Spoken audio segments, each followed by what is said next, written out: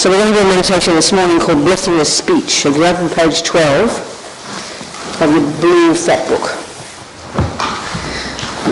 So most of you are just going to meditate and you're going to open your eyes when you have to do recite certain things. I'll explain. So we just start the day. Noticing, this is the point we have to say to ourselves, notice, I'm still alive. We kind of laugh, of course, and the only reason we laugh is because we have an assumption that of course we're alive because we believe we're permanent. So we're not surprised. Well, we should be surprised. It's like our petrol tank has no meter and you have no idea how much petrol in the tank. So every time you turn the engine on, you're delighted that it keeps going. That's how we should have a sense of that. Because the length of our life is determined by the strength of our morality, non-killing karma. And we don't know when the petrol tank's going to run out. It's like that. That's how karma is. Put a certain amount of energy in, you've got to sell a mileage out of it. So we don't know how old we don't know when we're going to die. We don't know, unless we're clairvoyant. So we need to be delighted. Every morning we get up and we practice seeing things as impermanent. It's a very powerful practice. To think, how amazing, still alive. Can't believe it. So I must make the most of it. That's the point. That's the learning from it. That's the action point. I must make the most of it. I must not waste this precious life. We realise how much we must have worked from the point of view of morality and goodness and living in vows and a spiritual path in the past. It would absolutely blow our minds. We would never take it for granted for one single second. So we're not going to waste this life, so here we are for a couple more hours today together to listen to the teachings, think about their meaning, contemplate, in order to sow these seeds in our mind to develop our marvellous potential one step at a time so we can be of benefit to others. 2 wings of the bird.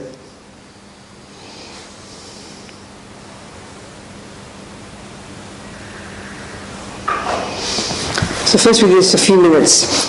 This time we'll do a meditation.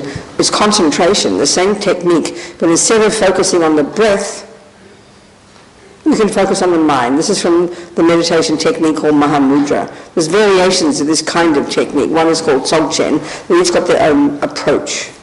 So this one, this is from Lama Yeshe's book Mahamudra. I highly recommend you get it. Published last year. A teaching Lama gave here in 1982. Commentary on Panchen Lama's text on Mahamudra, which is a meditation on how to realize emptiness. But the first part of it is the focusing, is the concentration technique, and the object we concentrate on is not the breath, is not a deity, is not a concept, it's just simply the mind itself. So that's peculiar to us. We know what that means. We sort of sit and what am I doing watching the mind? Well, what it simply means, at the initial stage, we'll do that here, for 5 quality minutes, we're going to, we know that our mind never stops, okay? We know it's always chatting away. So what we're going to do is get your body comfortable, the right position, back upright, don't slump into the chair, feet on the ground or sitting cross-legged, back upright, muscles relaxed, head slightly tilted forward, chin tucked in, lips slightly apart, tip of the tongue resting behind the top teeth, eyes looking down, as if you're looking along your nose towards the ground. And your hands in the meditation mudra, left underneath, right on top, or on your lap, on your knees, whatever you like. Just be comfortable. So this, again, the point of this type of technique, this concentration meditation, shamatha, it's learning to concentrate. It's simply, don't complicate it. It's not to feel good. It's not to make the thoughts go away. It's not an alternative to a pill. It's not to relax. They are not the point. This is a really simple, it's a learning technique, and we're learning to concentrate. We're learning to be single-pointed. We're learning to focus on one thing. So remember, the only reason, is so that once we've developed that, we can then develop insight into how things are with this sharp, focused mind. That's the point. So instead of focusing on the breath, which is easy because it's a physical object, you can point to it and you can anchor your mind to it. Here, this is a bit more difficult for us, but we give it a go. So what we're going to focus on, you're going to close your eyes and we're simply going to pay attention to whatever arises in the mind. You don't make it come, you don't argue with it, you don't discuss it, you don't analyze it, You simply observe with single-pointedness whatever arises in the mind. So with determination, do that. Every time the mind gets weak or wanders or spaces out, you keep it alert again, and you just simply pay attention to the thoughts that arise in your mind.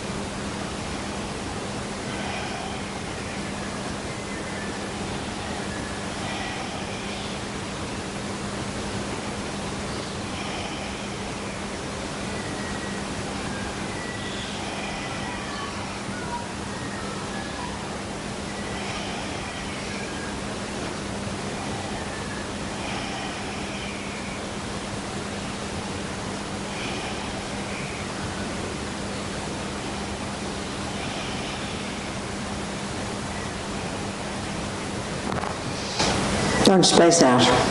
Just pay attention.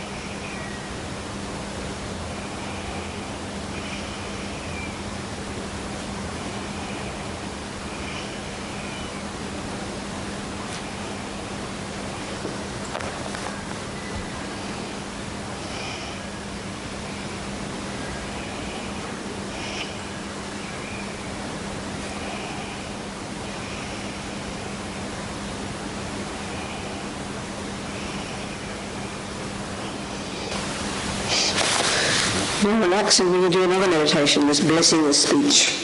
Blessing the speech. What we're going to do is we visualize, I'll guide the visualization. But it's basically reciting, at a certain point, at each point, we're going to recite the Sanskrit vowels, then the Sanskrit consonants, and then the dependent arising mantra. They're all Sanskrit. The words are Sanskrit. So the Tibetans, they don't translate the mantras into Tibetan. There's said to be something about the sounds, the Sanskrit sounds that are so, because sound is air, and sound is very powerful. And the key thing is we need to develop our speech, because the main gift of the Buddha is the speech. They call it the power of speech. Think about it. We talk. That means we need to be accurate. We need to be clear. We need to be unabusive. We need not to use rubbish speech, talking behind backs, abusing people, bad-mouthing, all this unbelievable garbage that comes out of our mouths. Whom do we think we are destroying? First and foremost, ourselves. So to make our speech powerful, and why do we need it? Because we have to communicate with sentient beings. We have jobs. We have to ask people to do things. We have to go to the shop and request something. We get so upset if no one pays attention to us. No one believes our words. No one respects our words. This is unbelievable, so much suffering. We all have this. So of course if we try to become a bodhisattva, we need to have powerful speech so people will listen to us. Our wishes will be fulfilled and our words will be powerful and we'll be able to give benefit to others. So speech is unbelievable. Speech is our most precious gift. So by reciting these mantras we purify our speech, and you'll see the visualization. It's a very nice little meditation. So we listen to the prayer first on the bottom of page 12, the blessing, refuge prayer. I take refuge in the 3 jewels, may I become a Buddha to benefit all. I take refuge in the 3 jewels, may I become a Buddha to benefit all. I take refuge in the 3 jewels, may I become a Buddha to benefit all. So now you just concentrate, relax. So first, if you've taken an empowerment, you see yourself as the Buddha, as the deity. If not, you visualize above your crown the Buddha, Shakyamuni Buddha.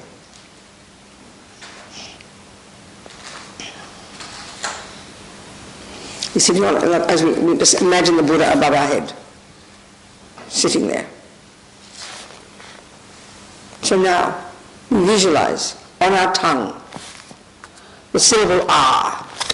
So as we don't know Sanskrit or Tibetan, we just visualize AH, the syllable R, standing upright on our tongue.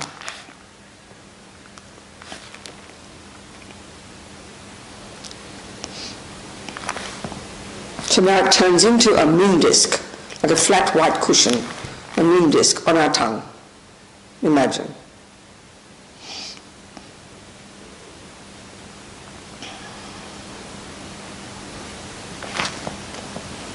So on top of that, there's a white Om, standing upright. Om, white, on the moon disk.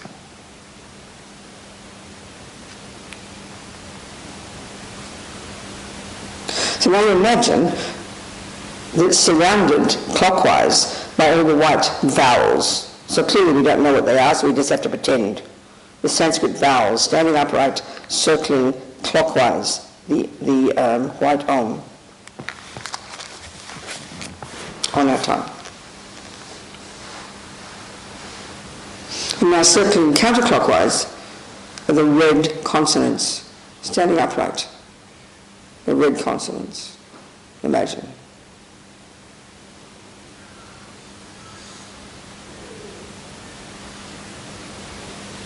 And then surrounding that are the blue dependent arising mantra, the heart, Rinpoche calls it the dependent relator heart mantra, the mantra of dependent arising, blue, clockwise, surrounding that, all on our tongue.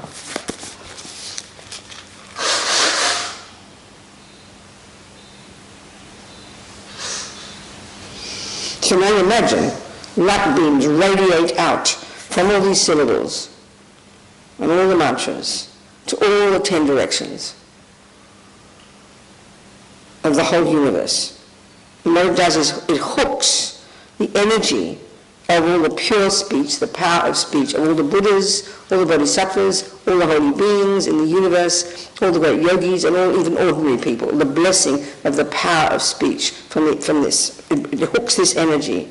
This includes, as Rinpoche says, from the power of speech of all the Bodhisattvas, all the holy beings, all those living in the pure practice, all the arhants. All of whom have great power in their speech. So due to the power of abiding in silence, of living in the morality of abstaining from the negative karma of speech, The words of these holy beings have so much power. Whatever they want, it will be successful. All the blessing power of all this speech is now hooked by this light, which then comes back and dissolves into all these syllables and mantras on your tongue, making them really powerful. Imagine that.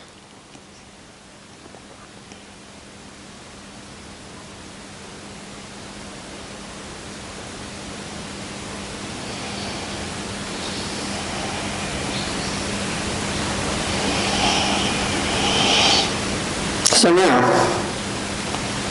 you just look on page 13 and we're going to recite 3 times the vowels.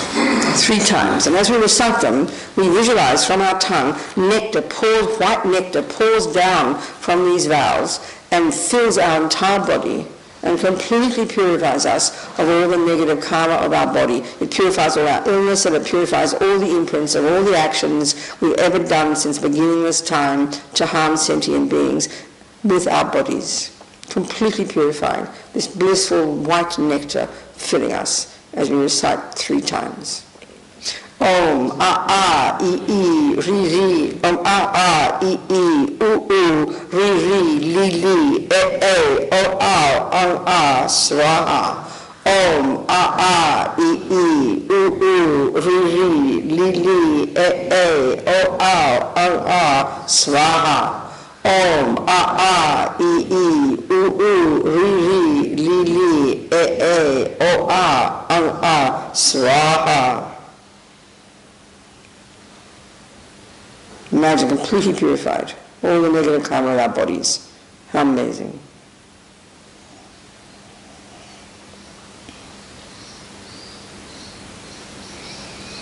So now as we recite the red consonants, we imagine again red nectar pouring down, filling our entire body, and this time purifying our speech, which is what we humans do, you know. Harsh speech, negative speech, lying speech, even speculating speech. We don't think we're lying, but we say so many things and we have no idea if they're true. We make up so much rubbish. We don't mean to lie. We're misleading ourselves and others. It's just vomiting out of our mouths, opinions about things. Even, you know, so many things we don't think of, is it true? Is it valid? Not to mention, is it helpful? Purifying all of this. All the harsh speech, all the bad mouthing behind backs, the negative speech, and all of this, the plain old rubbish with no meaning whatsoever. All of this completely purified by this blissful red nectar filling us. Om ka ka ga ga na, cha cha cha na na, ta ta ta da na, ta ta ta da na, pa ba ba mama, yara lava, shashasa haksa swaha.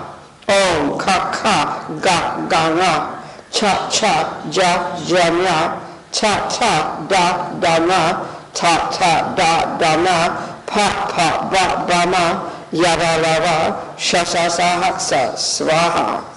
Om ka ka ka ga ga na, cha cha ja ja na, ta ta ta da na, ta ta ta da na, pa pa ba ba ma, yara lava, shashasa haksa swaha. Imagine, completely purified, all the nonsense of our speech. How amazing. Full of this red nectar.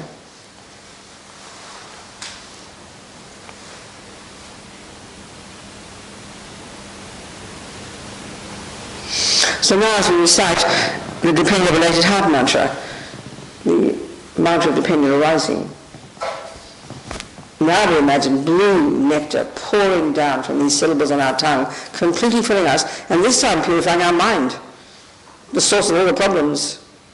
The speech is just, the vomit coming from the mind. These thoughts are in our mind. That comes out the mouth. It's unbelievable. Think about it. No wonder we're confused. No wonder we're depressed. So obvious. So the delusions, ego grasping, the very assumption of a ridiculous, self-centered, self-existent, separate me in the first place. then the attachment to get what that fantasy me wants, the aversion when it doesn't, and all the other ridiculous self-centered dramas.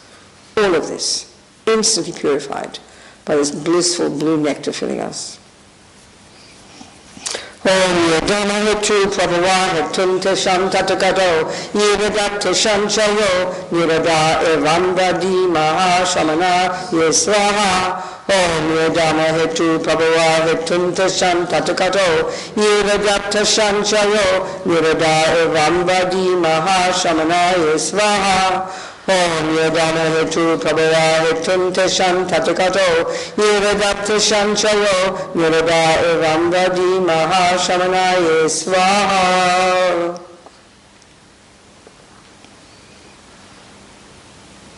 Completely purified. The mind, the misery, the suffering, gone. How amazing.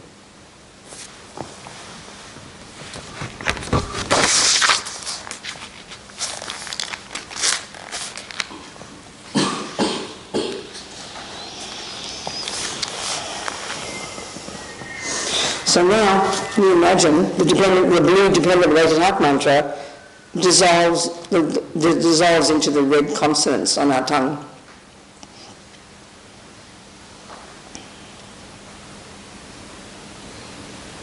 The red consonants dissolve into the white vowels.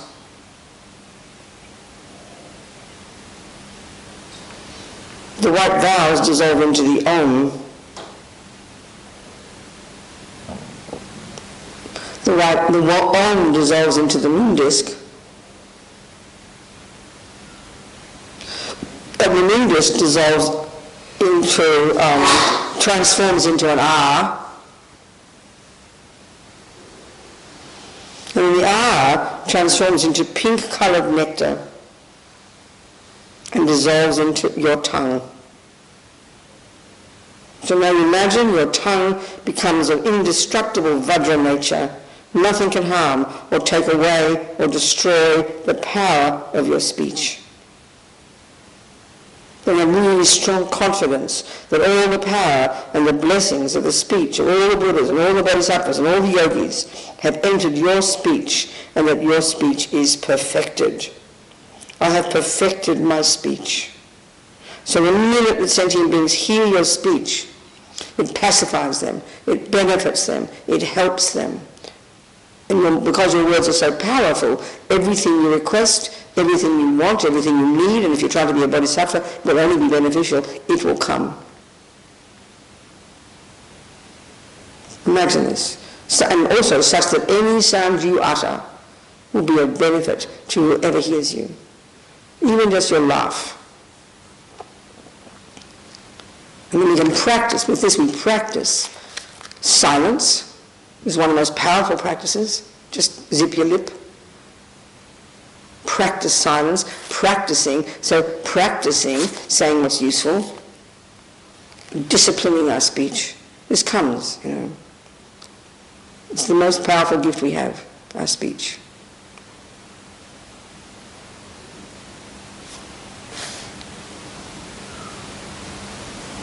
So this is thinking in this way, Rinpoche says, the power of your speech becomes marvelous.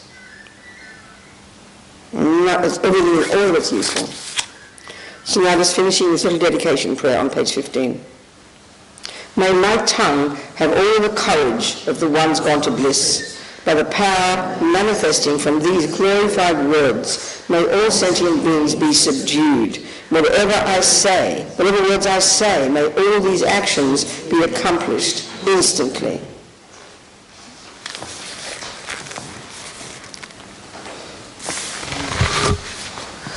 So now we think of breakfast, handiwork of all the sentient beings, the life and death of many sentient beings. As a result of that, we get our bread, we get our butter, we get our porridge, whatever's there. The result of hard work. Unbelievable. We should be so delighted. So amazed also that we've created the virtuous karma of generosity, that we can get something as simple as breakfast. It's the fruit of our past virtue. Past generosity. So we delight. Be grateful to all the sentient beings and wish to eat it so we can be healthy, so we can repay their kindness by continuing to develop our marvelous qualities. In this way, just these few thoughts completely transform the action of eating from an ordinary action of attachment into something beneficial. Okay? Enjoy your breakfast.